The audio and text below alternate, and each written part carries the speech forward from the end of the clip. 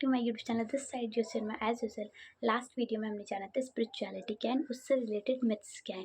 अब उसी का पार्ट 2 समझ लीजिए, या फिर एक सीरीज़ है जो हम कंटिन्यू करते जा रहे हैं कि स्पिरिचुअल होने के बाद भी जो मतलब हर्डल्स आ रहे हैं हम उससे कैसे ओवरकम करें। क्योंकि आप पहले स्पिरिचुअल नहीं थे तब भी आपकी लाइफ में प्रॉब्लम्स थी, अब आप स्पिरिचुअल हो रहे हो, अपनी कॉन्शियसनेस को जान रहे हो, तब भी जो प्रॉब्लम्स आ रही हैं, हर्डल्स आ रहे हैं, उनसे कैसे ओवरकम करें। क्योंकि फिर तो फ़र्क ही क्या रहेगा ना, कि जब मैं बुरा था तब भी मुझे प्रॉब्लम्स आ रही थी, अब मैं अच्छा बन रहा हूँ, अपने ट्रू नेचर को जान रहा हूँ, जब भी मुझे प्रॉब्लम्स आ रही हैं।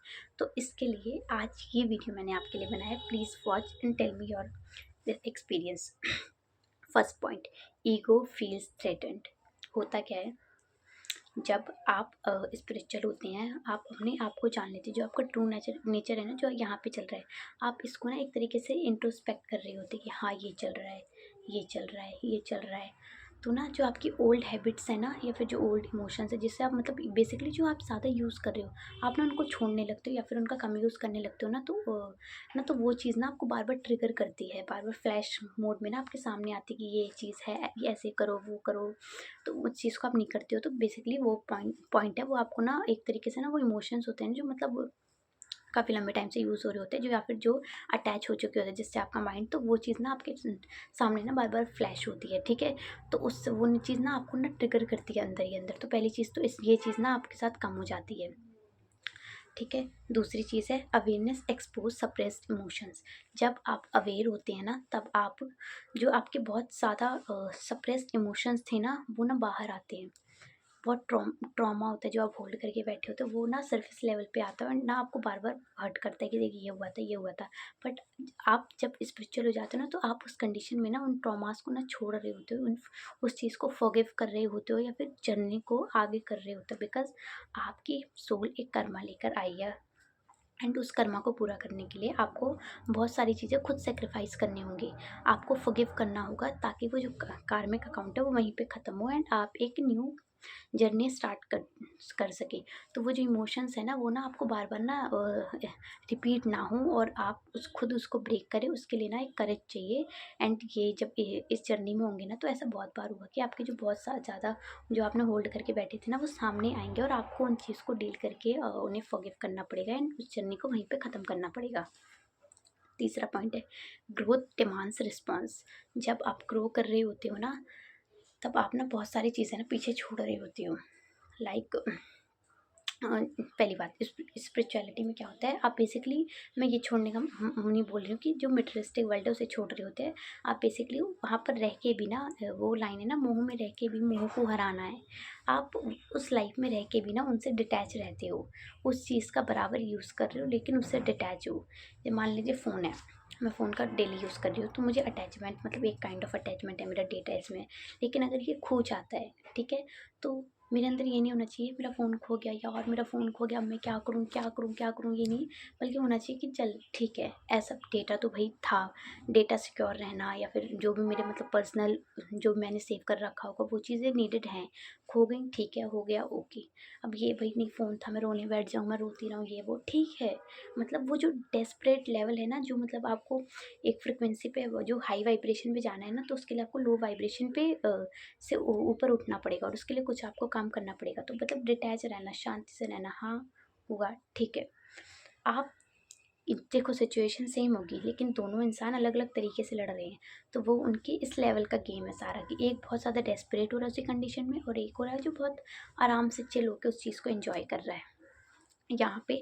तो जब आप स्पिरिचुअल होते हो ना, तो आप होते हो अंदर से चेंज हो जाते हो। आपके कुछ इमोशंस है ना, आप सेम सिचुएशन पे ना सेम रिएक्ट नहीं कर पाते हो। ये चीज़ बहुत ज़्यादा मतलब एक्सपीरियंस करोगे आप। फोर्थ पॉइंट है हैबिट्स डोंट लीव क्विकली। कुछ चीज़ें होंगी जो बहुत आज लंबे टाइम से करते आ रहे होंगे ना, वो जल्दी आपको नहीं छोड़ेंगी, उसको आपको टाइम लगेगा छोड़ने में, एंड उसके लिए आपको ज़्यादा एफर्ट करने पड़ेंगे। जब आप स्पिरिचुअल होते हैं ना, तो आपका बेसिकली क्या होता है, आप ना बहुत सारी चीज़ों को ना पकड़ नहीं पा सकते, फिर आपको ना चीज़ें छोड़नी पड़ती है। आपको पता होता है ये चीज़ मेरे लिए ज़रूरी है, मैं इसे पसंद करता हूँ, स्टिल आपको इस सेंस ऑफ डिटैचमेंट के साथ उस चीज़ के साथ रह के भी डिटैच रहना पड़ता है कि हाँ ऐसा है ऐसा। तो ये चीज़ें ना जल्दी छूटती नहीं है। आपको बहुत बार ना हर्ट होता है कि यार ऐसे ये कैसे हो जाएगा ये। तो कभी कभी ये भी एक रीज़न बन जाता है कि हाँ हमें हर्डल लगता है कि यार कैसे होगा ये वो। तो बट आप हमारा ह्यूमन माइंड ना बहुत लिमिटेड सोच सकता है। हमारी जो प्योर कॉन्शियसनेस है, बेसिकली सबकॉन्शियस माइंड है, वो बियॉन्ड द रियलिटी सोचता है। जो मतलब लॉजिकल, हमारा ब्रेन ना बहुत लॉजिकल है। वो हमारा ब्रेन सिर्फ लॉजिकल थिंग्स या फिर जितना एक्सपीरियंस, पास्ट एक्सपीरियंसेस रहे हैं या फिर जितना उसने देखा समझा उतना ही सोच सकता है बस। हमारे जो दूसरा माइंड है ना, वो भी उससे सबकॉन्शियस लेवल पे दूर का सोच सकता है कि हाँ ऐसा भी हो सकता है, ये वो बियॉन्ड द रियलिटी भी जा सकता है, बियॉन्ड योर लिमिटेड थिंकिंग भी जा सकता है। तो वहाँ पे गेम, असली गेम वहाँ पे शुरू होता है। तो अगर हम सोचें ऐसा नहीं, ऐसा तो मैं नहीं कर सकता, ऐसा तो मैं नहीं कर सकता, बट वो भी हो सकता है एक रियलिटी में। जो स्पिरिचुअलिटी आपको एक सेंस ऑफ अवेयरनेस देते हैं या फिर एक सेंस ऑफ कंट्रोल देते हैं कि हाँ ऐसा भी हो सकता है, एंड इसे छोड़ो भी, जो क्योंकि वो छोड़ना आपकी जर्नी के लिए ज़रूरी है। Suffering defines consciousness. देखिए, गोल्ड होता है उसे आग में तब तक रखते हैं जब तक वो अपना एक अच्छा सा आकार ना ले ले, या फिर ज़्यादा मतलब अपनी जो इम्प्योरिटीज़ है ना, इम्प्योरिटीज़ है उसे छोड़ना दे, एंड ज़्यादा शाइन ना करने लगे, तब तक हम मतलब तब तक तपता है, ठीक है। तो वैसे ही आपको अगर सफरिंग मिल रही है ना, तो आप ये नहीं सोचिए कि ये पनिशमेंट है। अब मैं यार, अब मैं तो इतना अच्छा कर रहा हूँ फिर भी मुझे पनिशमेंट्स मिलती जा रही हैं। वो आपके लेसन्स हैं जो आपकी सोल के लिए ज़रूरी है। अगर आपको कोई हर्ट कर रहा है तो वो आपका कार्मिक अकाउंट बैलेंस था, जो ट्रांजेक्शन पेंडिंग थी, जो क्लियर हो रही हैं।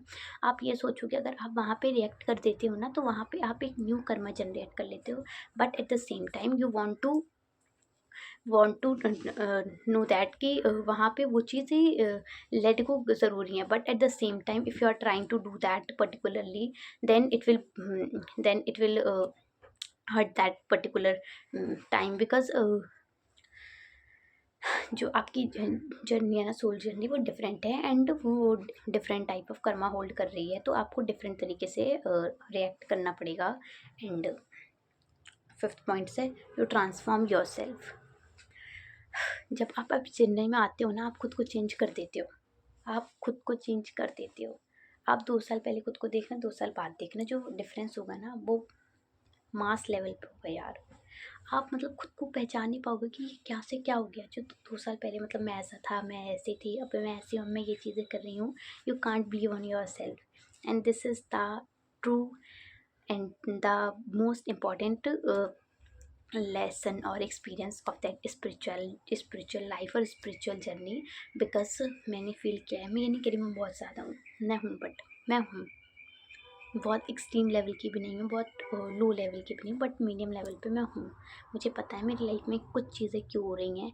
मैं वहाँ पे एक्सक्यूज़ेस या फिर आर्ग्यूमेंट करने की बजाय चुपचाप उस चीज़ को सहना या फिर फॉरगिव करके आगे बढ़ना पसंद करती हूँ। मैं चू चू पैपे में ये धारणा देके खुद पर शांति से अंदर ही अंदर उस चीज़ को फॉरगिव करके, उस इवन मैं ब्लेसिंग्स देके उस चीज़ को वहीं पर ख़त्म करके शुक्राना करती हूँ, जो मुझे ज़्यादा ज़रूरी लगता है मेरी सोल के लिए। एंड होप सो आपको वीडियो पसंद आया होगा, and let me know your points, and bye.